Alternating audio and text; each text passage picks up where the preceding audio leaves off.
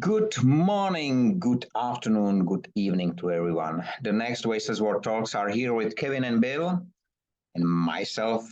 And this time again, we don't know what we will talk about. But one of the topic, same as the last time, we will start to follow up a little bit the noon discussion, the live audio, and we will speak about the perfection of imperfection, which is seems to be a strange topic. But on the other hand, we touched it already last time, and we touched it with the reference to nature, because nature is not perfect, and this is perfect about it. But the humans try, or industries try, to have everything perfect. The question is why? Why do you think that we change the direction from imperfection to perfection? Any idea? I think it's perfectly natural in a culture of more. I want sales to be higher, profits to be higher, share prices to be higher, more. I want to get to the top of that mountain.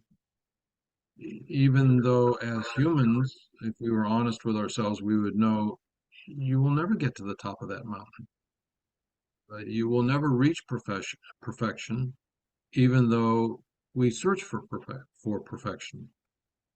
I don't think the human nature likes to admit that they can't do that. When I use right now, before giving the word to you, Kevin, do you think, because you just brought me to one idea, if we brush up the item and we are able to produce same all the time, and this is the more, because it will be the perfection mean I can do one after another and all will be the same, and this is the volume which I generated. So this was the meaning of your comment? Yes. That's interesting. I never thought about it. And what about you, Kevin? I was thinking from what Bill said that the most valuable things we have, the things we collect, are the imperfections. So it is the stamp which went wrong. It is the banknote that went wrong. It is the silver coin which was stamped the wrong way. It's we value imperfection more than perfection. We just don't want to admit it. And I think that the people who are striving for perfection are somehow soulless, because it's there's a lot of complaints right now in music that a lot of music is being altered so that a singer's pitch is perfect. And so if you listen to your favorite artist, you're not actually listening to him anymore. You're listening to someone who's decided they can make it perfect and have altered their voice to make it better. Then it's not the person you think you're listening to. So imperfection is better. When I think generally your answers are in line with the other discussion. Okay, so we discuss other topics, but generally it's in line. But if it is so, we are again coming to the reason why the humans let themselves be tricked by someone who say the very opposite. Because generally imperfection is the original, is unique. Because this is the feature of imperfection is the unique. This is the imperfection. So why instead of unique, we accept uniform? Is it the price?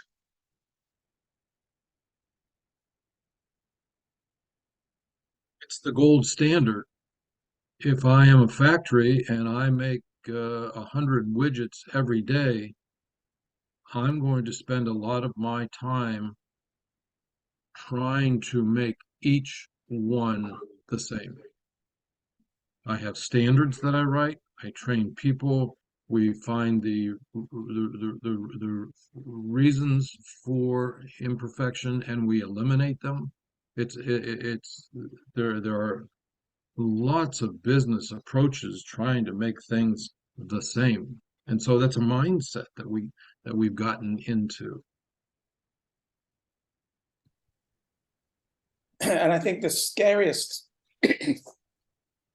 view of perfection is human beings' views of themselves and what perfection is, what perfection should be, how, and it's all looks based, which is so shocking. So you've got to have perfect teeth, you've got to have perfect skin, you've got to have perfect hair, whatever. It's the real beauty is in the imperfection.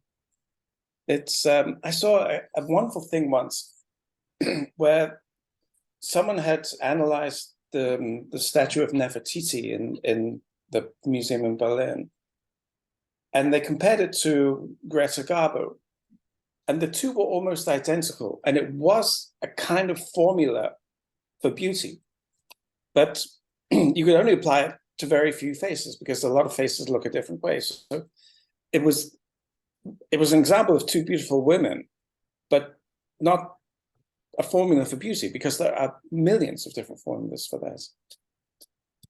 And it's generally, it's the individual aspect all the time. What I see as a nice, what you will see as nice, what the others will see nice. You said one interesting thing, Bill. You said that we spend a lot of time in brushing up in the factories, brushing up to be perfect. And in the moment when you said this sentence generally, it came to my head the Columbus eye generally. What was there first, the product or the standard? What is the Columbus eye? We call it Columbus eye generally. There is a wrongly. Columbus eye is something different. I just use a wrong description. What I would like to say was, what was first, the egg or the chicken or the hen generally? What was first? Columbus eye is the eye which is put on the smaller top and it stands. I don't know why it's called Columbus eye for whatever reason. Forget it. But it exists. It exists, but I don't know what does it mean. But what was there first? So did we firstly produce products which has not been perfect and there has been no standards, or already the people who produce it, they said, okay, if I have to do the next one, I have to write it down somehow, or I have to make a standard out of it. What was the process, do you think? Because I think the biggest volume of standards came probably after the implementation of the production belt. So after the Ford and in these times. Before there was for sure, I'm sure that even a baker in the 15th century did not bake every bread one be so small and the second so big. I think there was some standard or something, but I don't think. Is it possible that it goes back to the caveman who depended on conformity within the tribe, and that if somebody wasn't pulling his fair share, that the tribe would starve? I don't know. I'm not a sociologist, but I think that the drive to make things uniform goes back to the beginning of man. I don't think so. What do you think, Kevin? Your microphone is off.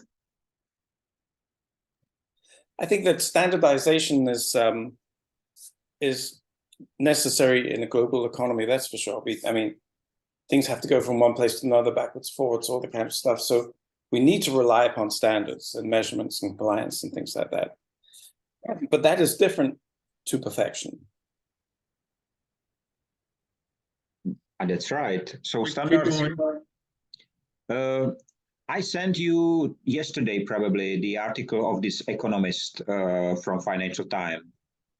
I like the article, to be honest. It was quite interesting, and it matched with my findings in the factories, where the walls are lined with environmental certificates, and behind the wall, the same company created a landfill. So this is exactly what she is describing. And I will send you after that, I will send you one more very interesting video which posted today. Robert Murray Smith, the British great man who is doing a lot of things in testing related to energy and so on. He's a professor, a really great thing. And he spoke about, have you ever heard about the empty suits? No. That's interesting. It's I neither, and he said that it is already expression in some vocabulary generally, and it is for experts which do not have expertise, but they call them experts. He explained it. You will laugh. He is doing really great work, and even in this is not his usual video, but he did so well that I posted and I will use it in the future. And I like the description, the empty suit. That's really nice. That goes along with that article that you sent around, Michael, where you hire the consultants. The consultants do not have practical experience in your industry, and yet they come in and tell you what to do. And if you so it's really the blind leading the blind, except that the consultants have some sort of imprimatur or pedigree, probably only tangentially related to the question at hand. Empty suits is a great, I love that, because that's exactly what they are, empty suits. But they get paid a lot of money. Yeah, we have one comedian, stand-up comedian here in my country, and unfortunately you will not understand, so I will not send it to you. But he said, if you would like to be seen as the most hardly working man in the office, leave all the time your jacket on your chair.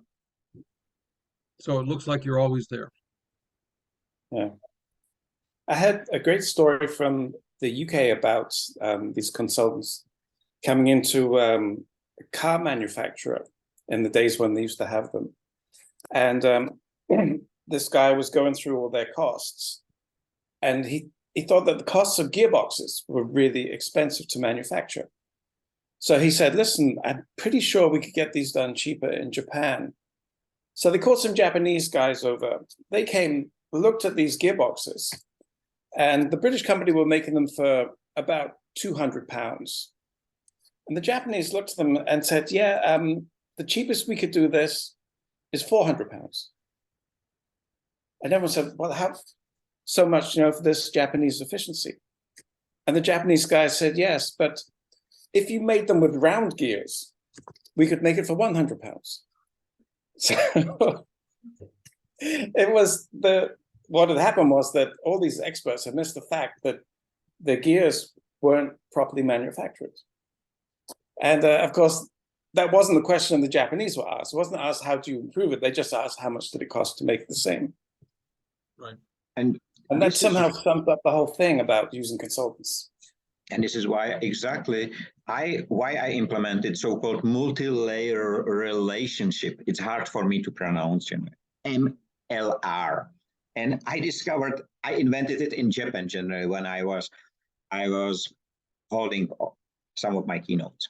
And this is generally that it shouldn't be the communication between companies should not be just the seller and the buyer, but there should be the logisticians as well, the directors as well. So all the layers, including the workers to workers, should discuss, because then they will discover this and they will eliminate the issues which are there. Because if there is just one level which try to have this maximum efficiency, or let's say perfection, it brings very different result to all the others which are not which are connected.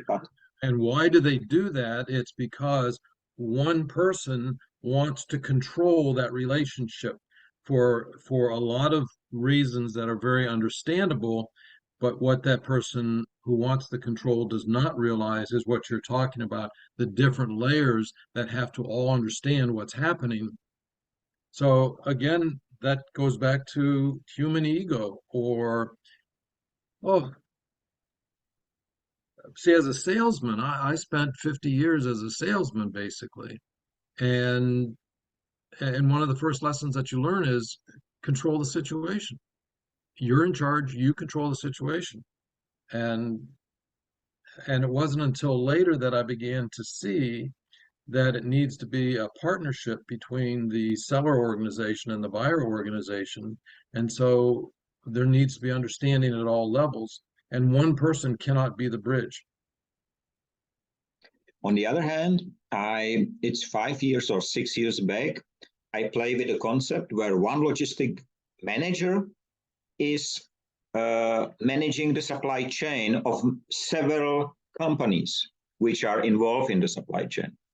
Originally, all the players said, you are crazy, I will not let anyone to manage my supply chain.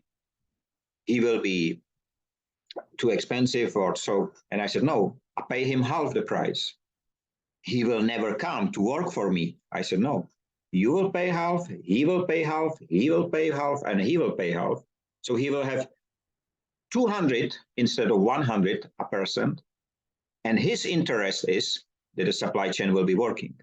Not that one player will satisfy his needs and the second will suffer. No, it's a supply chain. And here, especially if we are speaking about the connections, then why not to do it this way? And there are many similars, but unfortunately, the silos which are being established, they break it down. So they break it down. And when we speak about the perfection, today in the morning, I just read one article which make goosebumps on my skin. A software company, generally they are in GCI, so in animations and similar business. But they developed a software, they call it human software. They mean the behavior and so on, but even the name, I don't like it. So it's really digitalization of human. And 2 days ago, during the research of the Industry 5.0 development, I discovered that there is a recently started company called Matrix start to talk about Industry 5.0. It's generally a company from Brazil, so it's a construction or something like that. So it has nothing to do, they just use the term to promote themselves. But it's quite nice because all of you remember Matrix, the first movie for sure, which was quite impressive at the time. So, but coming back to the perfection, do you think that we can change to come somehow back to nature? Because nature does not aim perfection. For nature is the imperfection is the perfection.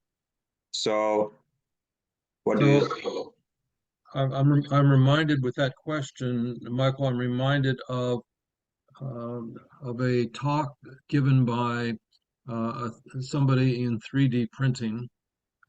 And when 3D printing is married up to AI, then the designs look very different. And the example he gave was an aerospace antenna.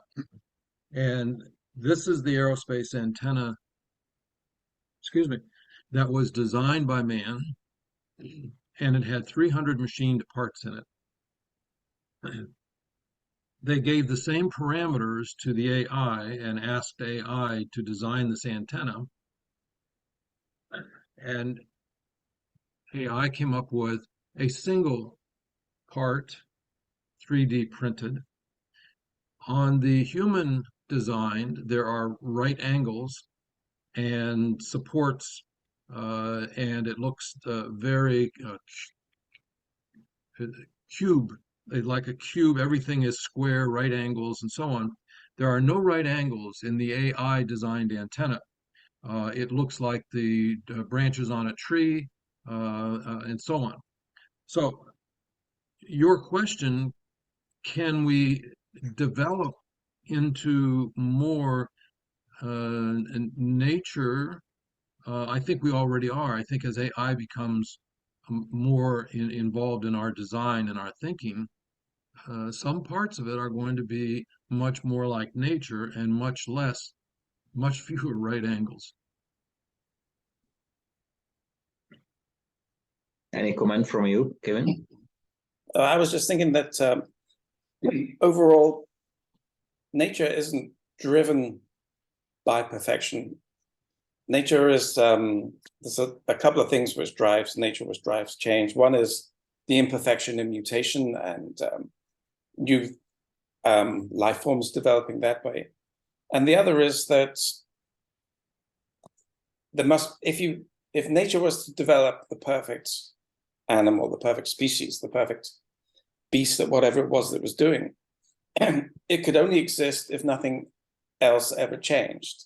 So if its environment didn't change, if new predators came along. So there can never be perfection until there is no longer any change. And then we've reached that point of no more development, which I don't think would make nature very comfortable at all. I think I don't think it's a purpose, or it's I don't know how to call it, but generally I think that it is really one of the strongest construction parts of nature is that they are not two things same, because it's permanently, it has to adapt. Even two cells in our bodies are not same. And so this is why this imperfection is what we are looking for. In fact, we are looking for sustainable development. So if we exchange the word sustainable, means permanent development. And the permanent development can be one in which we have something to do, we have something to develop. But you are right, if we develop to the very edge, there cannot be more done. So what is the end of sustainable development, of the development of a man in general? So it shouldn't be our aim to reach this goal. It should be our aim to really come closer to nature. We have a discussion before we talk about hemp generally and the production in Brazil, which is illegal. One of the speakers was from there, originally from Lithuania, I think.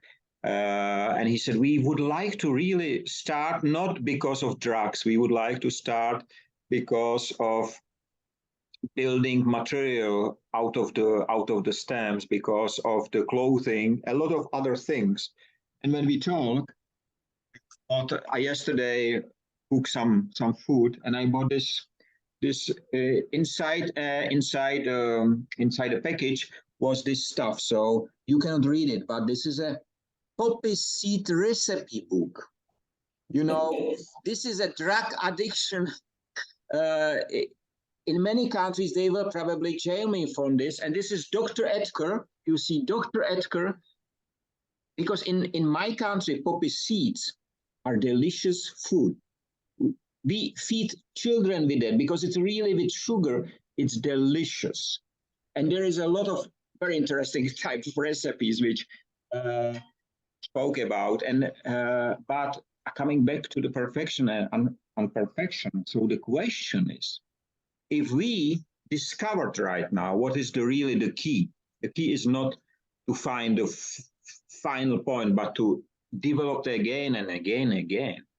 Do you think that we can teach the industries not to aim the perfection anymore?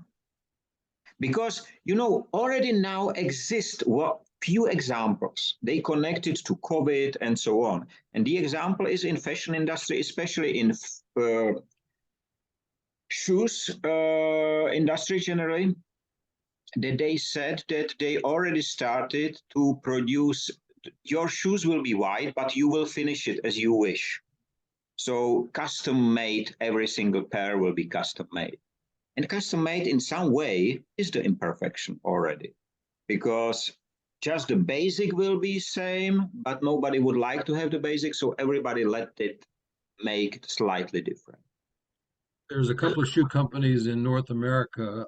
I used to be involved in the faux leather industry, and New Balance, which makes sneakers, came out with a line that you are given 25 choices for your sneakers, and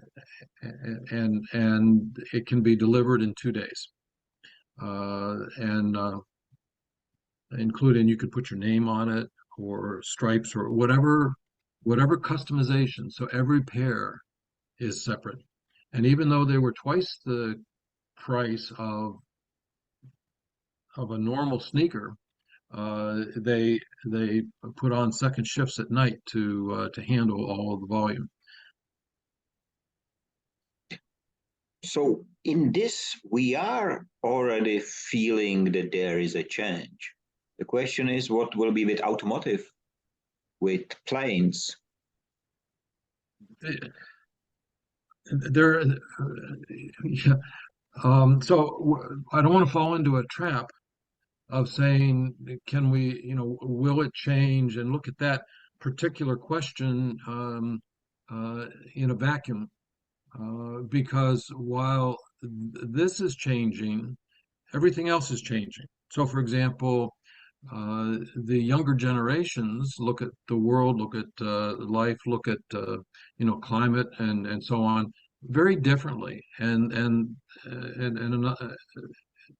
much more from a sustainability viewpoint, much more from a group think point of view rather than from a top-down pyramid, classical, traditional. So I think that the way of judging the value of something is changing. In fact, part of the book, Michael, a few paragraphs of it talk about to talk about that change and how traditionally we have talked about the value of a country being measured in GDP, which was something that was originated in 1937 as a way to rank all the countries in some sort of hierarchy or to put a value on countries. And in the last 10 years, there have been 5 or 6 other metrics that have been developed in different countries that value education, and they value happiness, and they value and so on, to be used either instead of GDP or in concert with GDP to get a more realistic view of the value of a country. So our concept of value and how to how to judge the value of things such as cultures or people and so on does continue to evolve. So your question of perfection and will that change? I think the whole world is changing in so many different ways, so many moving parts, that really the challenge is to see what is related to when something changes so much, what will the ripple effects be, and so on. It's just like there's a huge maelstrom going on out there, so many things changing, and so the challenge is to say, well, in 2030, what will this look like, and what will this look like, and will I be happier in 2030 than I was in 2022? Will the world be a safer place? Will the world be a more loving place? What will all that look like? So everything is changing. So when you ask a question like that, I draw back a little bit, because it's hard to answer just a single question without its relationship to the rest of the changing world. So Kevin, it's strange. It may sound strange, but I think that the food industry needs to move away from perfection. I mean, we don't want to eat rotten food, but I think that we need to accept much more that food is a living thing. It's an organic thing. It isn't perfect. We should be used to be able to cut, a potato if it needs the top of it taken off. And I think that will then reduce the use of pesticides, but also the incredible waste, especially in the West, we have when we produce food, because if it's not perfect, it's trashed. And that, if we could stop doing that, that would be a remarkably good way of stopping waste. You know yourself that I think it's 5 years ago when the France started with this ugly food campaign generally, which was very successful and everybody enjoyed. We have, let's say, spin-off here with 1 or 2 hours supply chains generally, or chain stores, where they offer for 25 crowns, you can buy a box which mix different food types, and for $1 you buy a full box of something which will usually become obsolete. And the results are really great. So more and more people are asking for something similar. And you cannot buy just this. So you generally have to buy something in the store, and then you can reach this area where you can pick up this box, which is great. Why not? And I did it myself several times, and all the time I consume everything. The topic is that with the food, you are absolutely right. For whoever reason, the standards, whoever put that banana must be in this shape and the carrot, it's completely wrong. And especially, I have a great example of, there was a market and they sold very small potatoes, which is usually, they said, we throw it away or we leave it on the field and so on. I said, no, can you sell it to me? So why, do you have a dog or a pig or whatever? I said, no, it's for me. So they look at me strange, but I said, these potatoes are younger than the old ones, so they should taste better. Second, you don't need so much time to cook them. It's easily. And because I do not peel potatoes, I just clean them, I don't need to worry about the amount of the potato lost during the peeling time. And the next time, they put a price on these small potatoes as well, which is great. And even my mom learned, okay, I would prefer to buy a small potato, because I teach her that it must not be peeled when it's not necessary. Sorry, but that's interesting. And I had a question before. We have 6 more minutes left. Sorry for that. 6 more minutes. I had a question to the group before. What is the imperfection they like? And what was interesting? One of the members who was with me on stage, he said, I think that the hemp plant is the great example, because it's imperfection, because everyone is different, but still we can get out of it a lot of things. And the second who answered, he said, I think India as a country is not perfect, but this is the perfect part about it. And I like that in one discussion, we go from plant to a nation, second most populated nation in the world generally.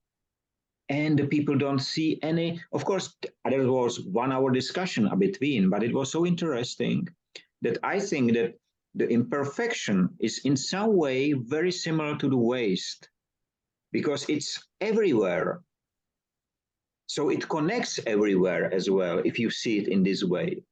Same as waste. So, but different to waste, you don't need to prevent it happen.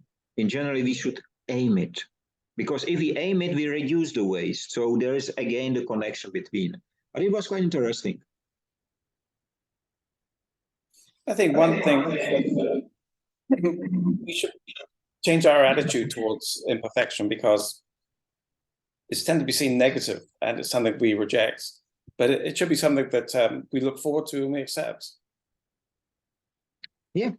Even IKEA adopted IKEA hacking. So IKEA hacking was a long time before IKEA adopted. The people buy something which is standard and turn it into something which was not standard, just by painting it, adding something to it, and so on. So they have the original shelf even being Billy or what is the name of IKEA, mostly sold shelf. So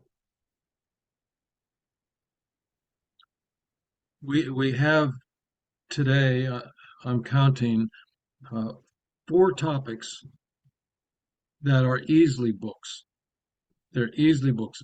Very, very insightful conversation, guys. you know, you have the 3 bravest brains on the planet, so I think you should expect 6 at least. Well, we still have 4 minutes left. Okay, then it's fine. Changing no. the attitude towards imperfection is a huge concept.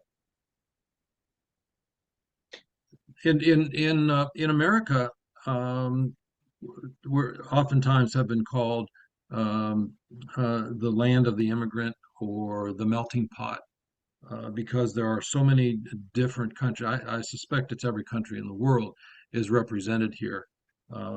And some cities have more of this nationality, more of that, whatever. And also then the foods, and also then the religions, and also and so on. So there's so much diversity. Not that everybody accepts all this diversity, but so when you say change the attitude towards imperfection, I'm relating that to this country where there is so much diversity, and yet there's also so much hesitation to accept as equals all the diversity. It's a fascinating conversation that goes on below the surface, but changing the attitude towards imperfection forces you to think about about the conversation we had about perfection, and probably 100 other conversations very similar to it on that topic.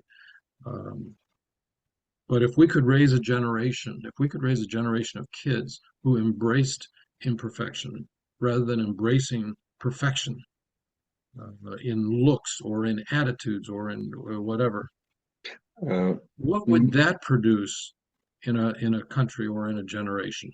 I think that, Bill, you touch the topic with one more or a few more words which you said: diversity. Generally, diversity is imperfection. It is so. So why should I shame it if I call for diversity? And on the other hand, so maybe it's just the wrong word which is used, like the global heating or global whatever. It was global change of climate. If this was the name from the very beginning, nobody can say today it's too hot or too cold. No, it's a change of climate, and this is happening. That's the reality. But somebody choose it. I don't know whether it was Al Gore or whoever. It doesn't matter. Choose to call it global heating, or I don't know how it was called. Global warming. Warming, exactly. Global warming. And that was, I think, the main issue with adopting, because the first called day was, you see, he was lying. So I'm not sure that that's the major impediment to accepting that, because the whole climate change got political really quick. And that's right. That's right. And then it was the tribal.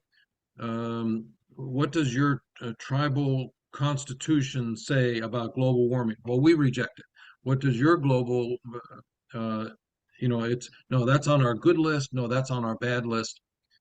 And they were tribal responses. We have less than 1 minute time, so I hope I will finish with the right words.